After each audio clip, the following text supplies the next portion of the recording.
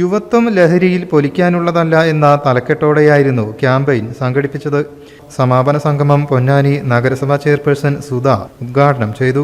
ഇന്ന് നമ്മുടെ യുവത്വം, അവരുടെ ക്യാപ്ഷൻ തന്നെ യുവത്വം ലഹരിയിൽ പൊലിക്കാനുള്ളതല്ല എന്നുള്ളത് കൂടിയാണ്.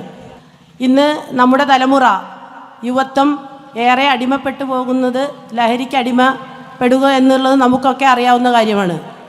ഒരു തമാശയ്ക്കോ അല്ലെങ്കിൽ ഒരു സുഹൃത്തിൻ്റെ അവരുടെ ഒരു കൂടലിൻ്റെയോ ഭാഗമായിട്ട് തുടങ്ങുന്ന ഒരു ഉപയോഗം പിന്നീട് അത് വലിയ രീതിയിൽ അവരുടെ ഭാവിയെയും അവരുടെ കുടുംബത്തെയും സമൂഹത്തെയും നശിപ്പിക്കുന്ന രീതിയിലേക്കാണ് പോയിക്കൊണ്ടിരിക്കുന്നത്.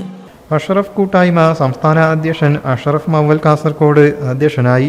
ജനറൽ സെക്രട്ടറി അഷറഫ് വാഴയൂർ മുഖ്യപ്രഭാഷണം നടത്തി.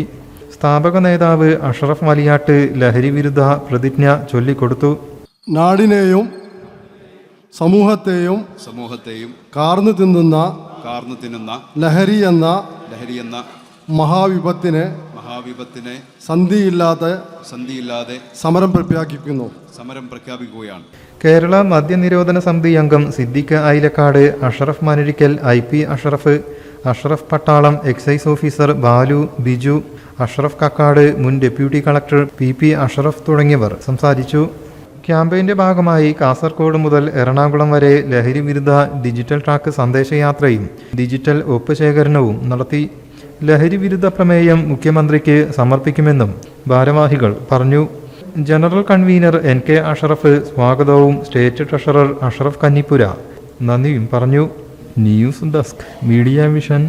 In the heart of Malappuram, where traditions weave seamlessly into modernity, KMT tells a story of unity.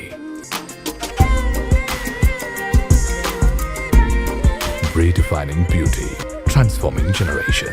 KMT Silks, Perinthalmanna and Kottakkal.